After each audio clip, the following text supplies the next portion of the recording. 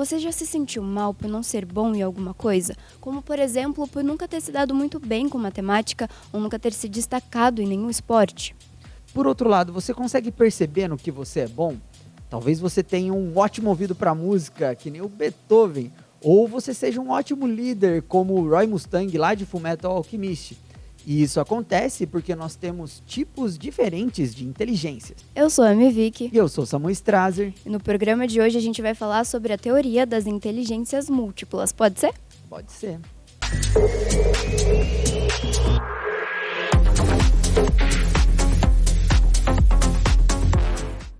É isso aí, galera. Hoje a gente tá aqui até meio... A gente quis parecer inteligente, né, Vic?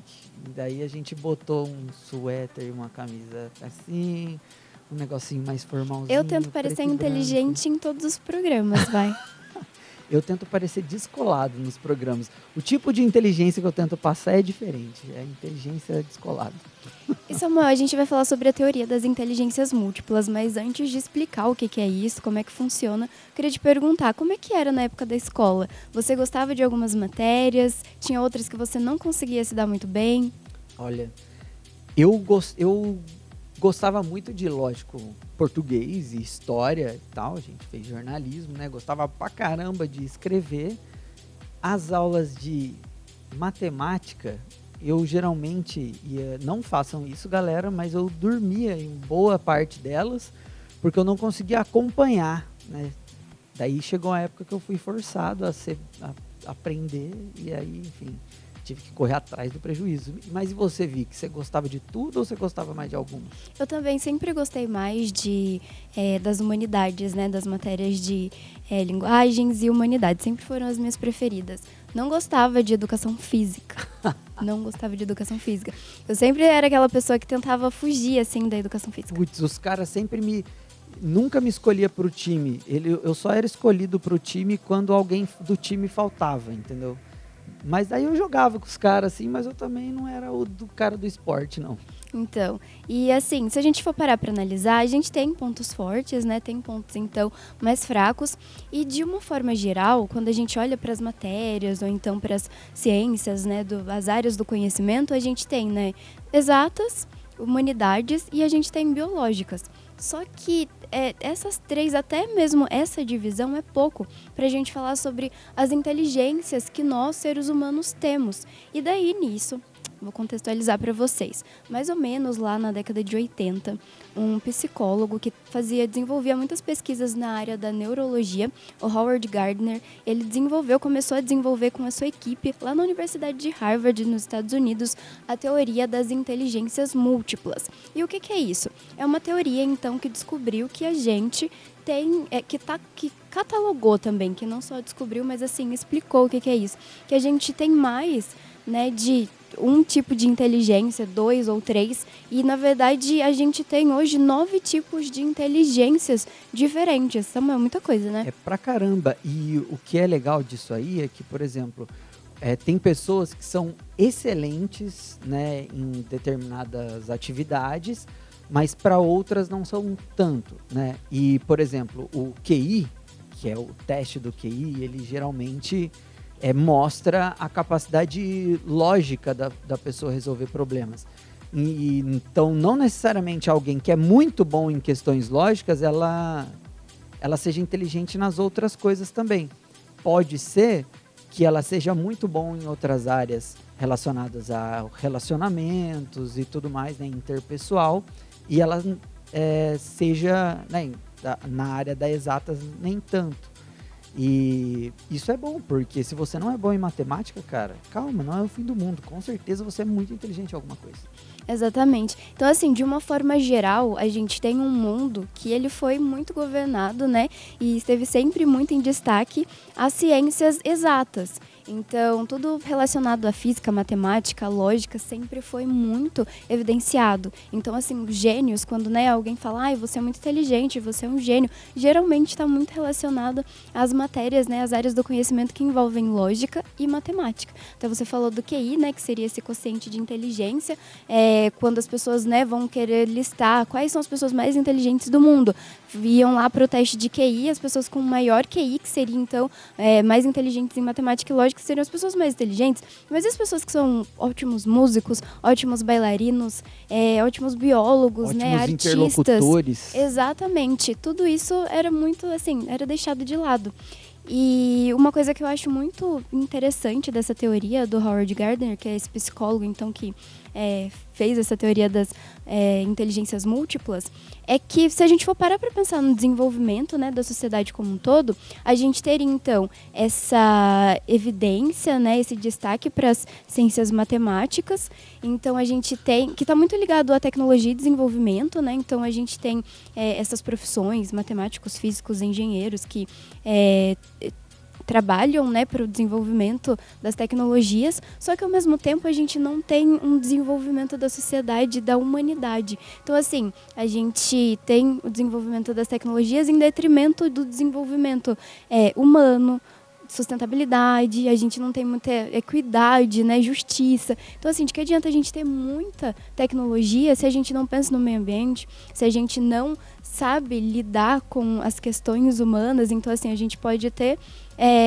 a gente tem líderes e muitas vezes, se esse líder não for bom, por mais que seja um país rico, por mais que seja um país que tem conhecimento, que tem investimento, se ele não souber aplicar isso, a gente vai ter muita desigualdade. Então, assim, essas outras inteligências, o destaque para essas outras inteligências surge até para a gente olhar para a humanidade como um todo. É legal a gente perceber essa discrepância no reconhecimento de inteligências mais importantes que outras, na formação das pessoas. A gente tem muita gente se formando em engenharias, a gente tem muita gente se formando em matérias, né, em áreas relacionadas às exatas, né, biológicas também, né, mas mais as exatas, e acaba que escolas, né, faculdades relacionadas a questões sociais, a política, que é muito importante, né, elas são menores. Quantos assistentes sociais nós temos, né? E o assistente social, ele não lida somente com a galera que está a mais necessitada e tal, ONG e tal. Ele também é um curso que dá base para ele ser um gestor público.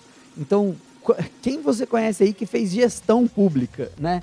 E então as pessoas estudam menos essas questões. E tem um monte de engenheiro e físico por aí.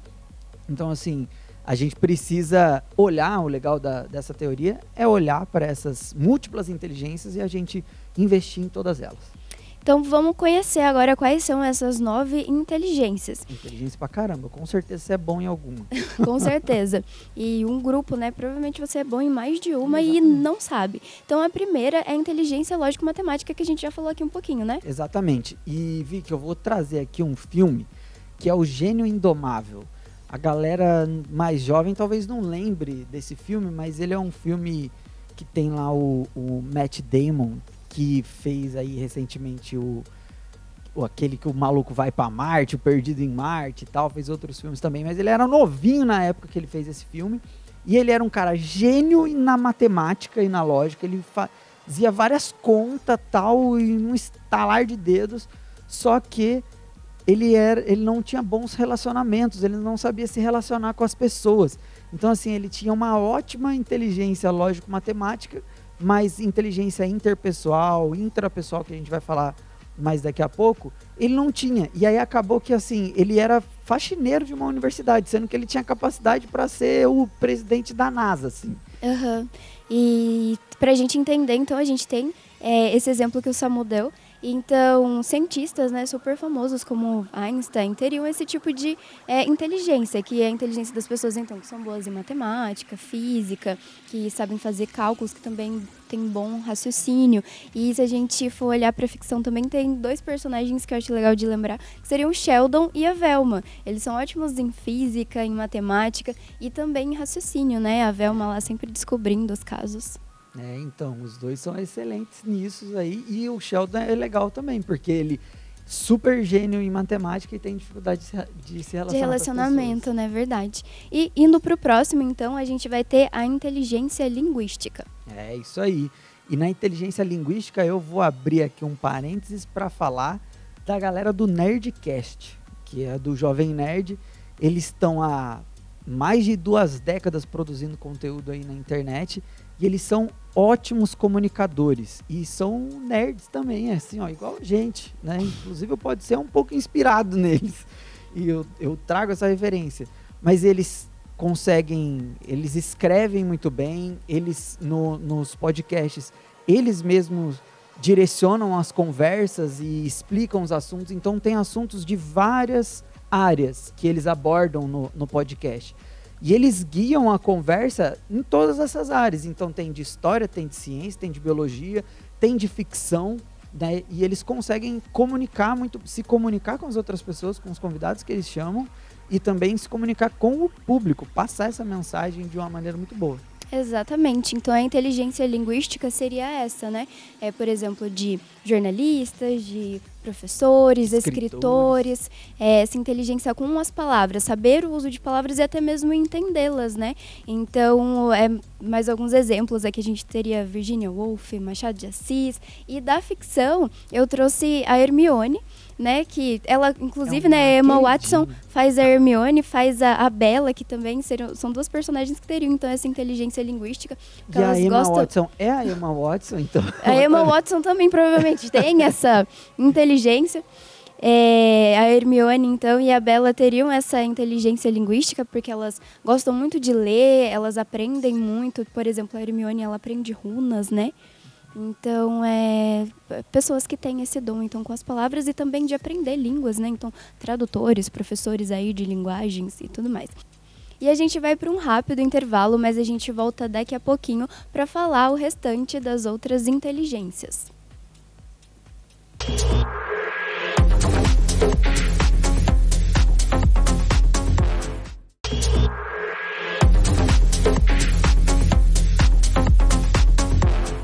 De volta com o Pode Ser, e no programa de hoje a gente está falando sobre a teoria das inteligências múltiplas, né? Que é do psicólogo Howard Gardner. Ele desenvolveu essa teoria, então, para falar sobre a importância da gente reconhecer, né, as diferentes inteligências que o ser humano tem. E a gente vai voltar agora com a inteligência espacial, Samuel. Que não é de foguete, de satélite. Não tá ligado com a astronomia, né? Exatamente, é uma inteligência mais relacionada aos locais, às coisas físicas, à visualização dessas coisas. Exato, ao espaço, né? Se a gente for pensar em profissões, então, que tem essa inteligência, arquitetos, designers, pessoas que trabalham com moda, artistas, plásticos, né? Porque são pessoas que realmente conseguem ter uma noção diferente do espaço, né? Conseguem visualizar as coisas, as cores, as formas. Exemplos da vida real, a gente teria, então, o Leonardo da Vinci e o Niemeyer, por exemplo. Exatamente. E eu quero aqui chamar para essa inteligência o Makoto Shinkai, que ele é o diretor do filme Your Name, Jardim das Palavras, entre outros. Porque, galera, esses 2 filmes, eles são assim... O Jardim das Palavras eu acho que é até mais do que Your Name, apesar de Your Name ser mais popular. Mas eles são plasticamente impecáveis, assim, dá vontade de chorar só de você assistindo. É muito bonito. Uhum. É muito bonito. E assim, ele desenhou, tá ligado? Na mão, no computador, né? Mas ele desenhou a água escorrendo e tal. Então, assim, o posicionamento da câmera, que seria a câmera, né? O posicionamento do desenho diz muita coisa. Então, essas animações, pelas imagens, elas já contam uma história, já passam um sentimento muito forte. Então, assim, você saber expressar sentimento com algo visual, né? Esse cara, ele tem uma inteligência espacial muito impressionante. É incrível. Eu também gosto muito de todos os filmes do Makoto Shinkai, adoro. E essa questão da proporção, né? De você conseguir reproduzir as coisas, né? Ele realmente reproduz o universo ali na ficção. E o protagonista do Jardim das Palavras, ele também é um cara que tem inteligência espacial, porque ele quer ser um designer de sapatos. Então, ele desenha sapatos. Uhum. Então, assim, é o Makoto Shinkai colocando ele ali no personagem também. Tem uma metalinguagem aí. Outros personagens que eu também acho legal a gente lembrar seriam, então, a Beth, a rainha do Gambito. O Gambito. O Gambito da Rainha. Eu sempre falo errado. O Gambito da Rainha, quando eu assisti essa série, tem aquelas cenas em que ela olhava pro teto e ela ficava imaginando o tabuleiro de xadrez. Então, assim, olha a inteligência espacial dela de conseguir imaginar as casas. E, assim, não necessariamente ali, lógico, a gente tem uma representação abstrata, né? Mas jogadores de xadrez têm muita essa inteligência, né? Porque você precisaria, então, imaginar as casas, imaginar o posicionamento das jogadas. Então, é uma inteligência espacial muito grande.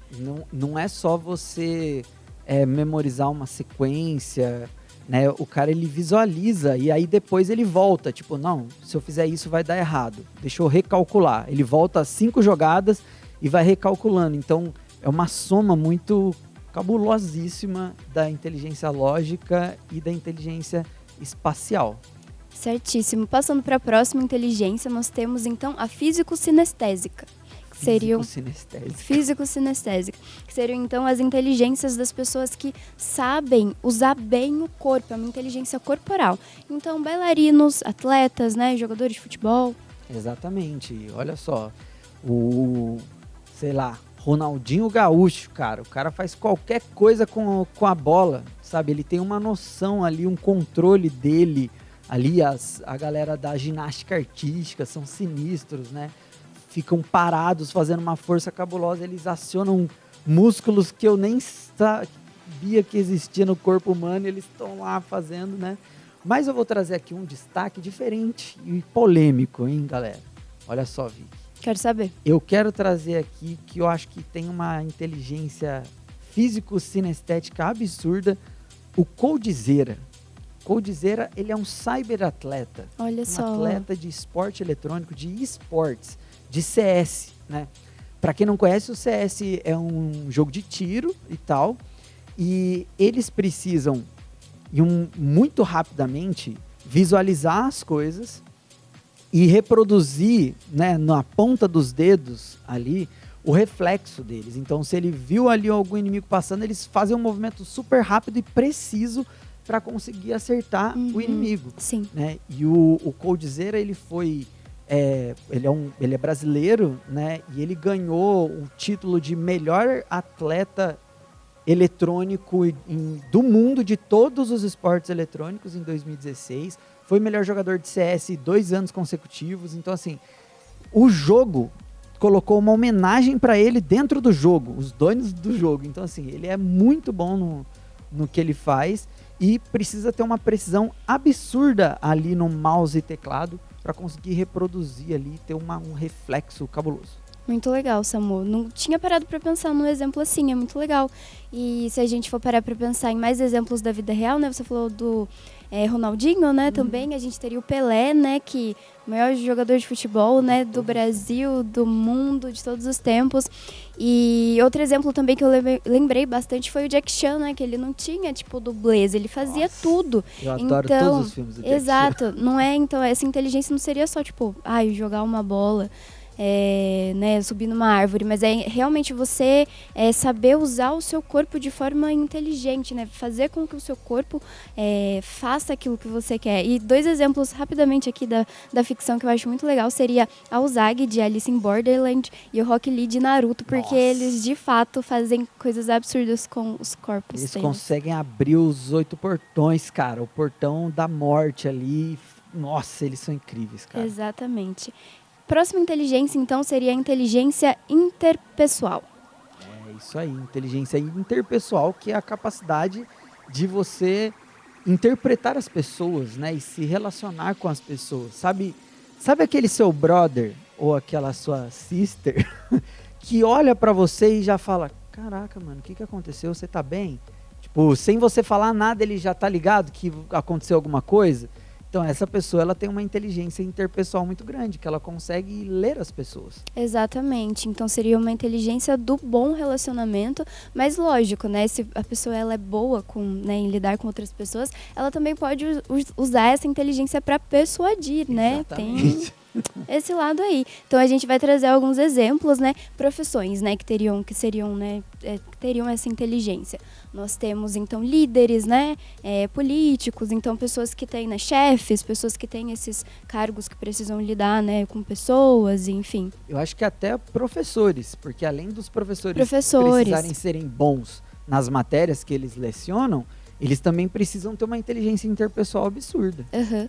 E duas pessoas aqui, então, da nossa realidade, vamos trazer Djamila Ribeiro e Drauzio Varela, porque são pessoas, assim, que além de executarem ali a profissão deles, né, eles também comunicam muito bem, eles são bons comunicadores, então, assim, eles levam o conhecimento deles para as pessoas e realmente cativam as pessoas, fazem as pessoas refletirem, então seriam bons exemplos dessa inteligência. E na ficção eu vou trazer aqui o Dumbledore e o Naruto.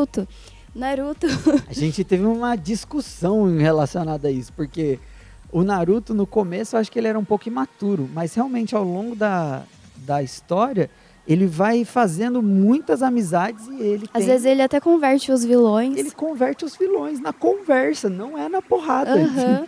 O Dumbledore também, ali naquela posição de diretor, então sabendo lidar bem com as forças, né, diferentes, então as forças do bem, as forças do mal. Enquanto ele estava em Hogwarts, tudo funcionava. Ele saiu, tudo começou a dar errado. O nosso programa vai acabar daqui a pouco, então vamos passar para a próxima. A inteligência intrapessoal. É isso aí, e a inteligência intrapessoal é a capacidade de você se entender. E talvez seja, a gente já trouxe aqui, tem episódios no Pode Ser de autoconhecimento e tal, é uma das inteligências que a galera não pensa, mas ela é uma das mais importantes, porque se você não se conhecer, se você não se entender, como que você vai se desenvolver? Exatamente, seria essa inteligência então do autoconhecimento, do autocuidado, de você saber lidar com as suas emoções. Imagina, se você tá, né, acontece alguma coisa que você não gosta, você tá ali morrendo de raiva, você pode tipo quebrar tudo ao seu redor, ou você pode respirar, manter a calma e tentar conversar. Então assim, precisa de uma inteligência para isso, né? E para indicar aí para vocês, eu vou indicar o episódio de autoconhecimento do Pode Ser para vocês entenderem mais aí como que ferramentas para você se conhecer. Exato, e daí pensando em pessoas da vida real, eu trouxe aqui a Malala, né, que seria então uma grande representante, eu acho, dessa inteligência, né, ela é paquistanesa, né, uma ativista, e ela realmente foi uma líder, assim, e no país dela, né, relacionado a ativismo para a proteção das mulheres, educação, né, luta dos direitos das mulheres e para educação das mulheres e das crianças. E assim, ela realmente, para ela vivia num ambiente muito tóxico, muito abusivo, então para ela lidar com assim o que ela queria fazer e ir atrás dos direitos dela e levar esses direitos para outras pessoas, então realmente, né, ela precisou lutar muito. E uma brasileira, Clarice Lispector. Clarice com certeza tem inteligência linguística, mas mais do que isso, eu acho que ela tem a inteligência intrapessoal, porque Samuel, para escrever as coisas que aquela mulher escrevia, a reflexão que ela fazia, o autoconhecimento que ela tinha dela mesma para conseguir colocar nas palavras, que combinação perfeita de inteligência linguística e intrapessoal. E a gente vai para mais um intervalo rapidinho, mas a gente volta daqui a pouco para terminar essa reflexão.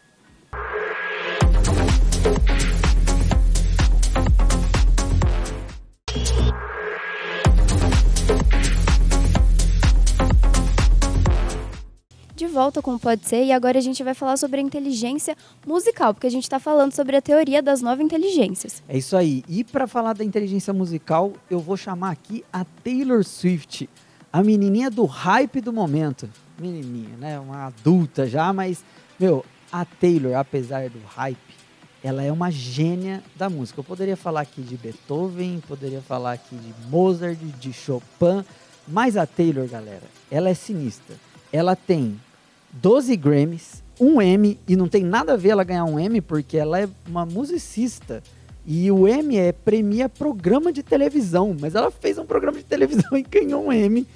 Ela, dos 10 álbuns da carreira dela, 7 foram indicados ao melhor álbum do ano do Grammy, e 3 ela ganhou. Tipo assim, tá quase metade dos indicados ela ganhou. Então assim, ela é uma gênia da música. Ela é multi-instrumentista, compositora, cantora. Então, assim, a Taylor realmente, apesar dos haters aí, ela é gênia, cara.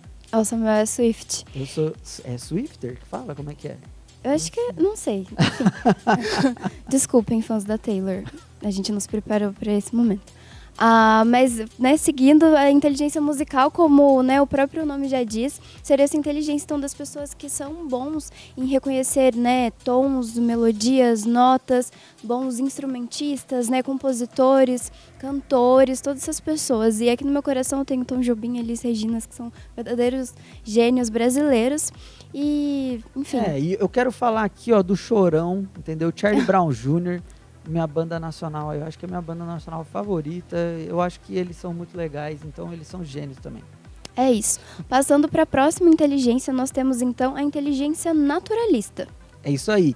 E eu vou trazer ninguém mais, ninguém menos que a minha avó para dar de exemplo aqui.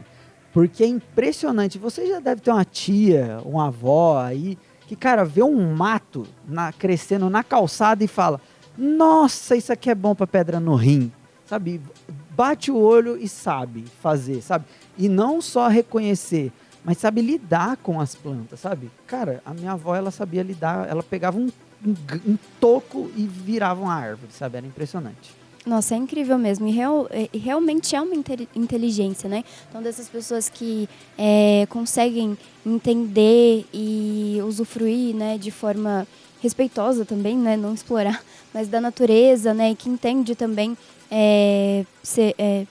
animais, então fauna e flora, né? Seria a inteligência dos biólogos, dos agropecuaristas, exato, dos agrônomos e tal. Uhum. E na ficção eu queria lembrar de um filme, né, de uma saga aqui do Harry Potter também, que seria a saga dos Animais Fantásticos, né, que a gente tem o Newt Scamander, que ele é um ótimo exemplo de inteligência naturalista, né, enquanto todo mundo tinha medo dos monstros, né, das criaturas mágicas, ele realmente conseguiu criar uma relação com eles, né, de respeito e até mesmo de amizade, e começou a entender as criaturas, né. Muito legal. Aí, ele era incrível. Então, assim, ó, juntando o combo ali, ó, do Newt Scamander, da minha avó Maria e da minha avó Ana, são, assim, a tríade da inteligência naturalista. Tá vendo? Forte essa tríade. E a gente vai para a última agora, então a gente tem a inteligência existencial. É isso aí. Que é uma consciência coletiva, quase, né? Assim, pessoa que tem a inteligência de compreender a sociedade, de compreender os vários níveis de relacionamentos sociais que nós temos. E eu vou trazer aqui de exemplo a Monja Coen, a Monja Zenchu, que elas duas são ligadas, elas são amiguinhas do mesmo templo ali. Mas é muito legal, porque os conhecimentos que elas trazem, tanto interpessoal como intrapessoal, e essa somatória de temos que ter essas inteligências para conviver bem em sociedade, é um exemplo muito grande de inteligência existencial. Perfeito, uma inteligência então, né, dos filósofos, dos sociólogos, né, pensadores no geral. Do Karnal, do Clóvis de Barros, etc. Exatamente. Trazendo para a ficção, então, eu queria colocar aqui, por exemplo, dois exemplos diferentes. O Aslan, que seria então das Crônicas de Nárnia, ele teria essa reflexão, né, essa inteligência existencial, mas do outro lado também a gente tem personagens que não são tão bons assim, mas também teria essa inteligência, que, por exemplo, o Kira, né, de Death Note, ou então o Thanos, né, da Marvel. Então, assim, pessoas que pensam, né, no coletivo, tem essa questão de refletir sobre a vida, sobre a morte, mas lembrando que todas as inteligências, né, podem ser usadas para o bem ou para o mal. É isso aí, e eles aplicaram para o mal. Mas olha, a gente falou de inteligência pra caramba, então assim, com certeza reflita, assista o episódio, veja no que você é bom e corra aí atrás de uma área que é relacionada com a sua inteligência. Exatamente. E a gente queria passar o recado de que, né, todas as inteligências são boas. Às vezes você não é muito bom em matemática, mas você pode ser um ótimo músico, ser muito bom em algum esporte, ser muito bom com as palavras. Então, assim, valorize, né? Descubra a sua inteligência ou as suas inteligências, né? E se valorize também. E, gente, esse foi o Pode Ser de hoje. A gente agradece a companhia de vocês e até o próximo episódio, né, Samu? Até o próximo episódio. Escute a gente no Spotify, no YouTube e a gente se vê por aí. Tchau, tchau.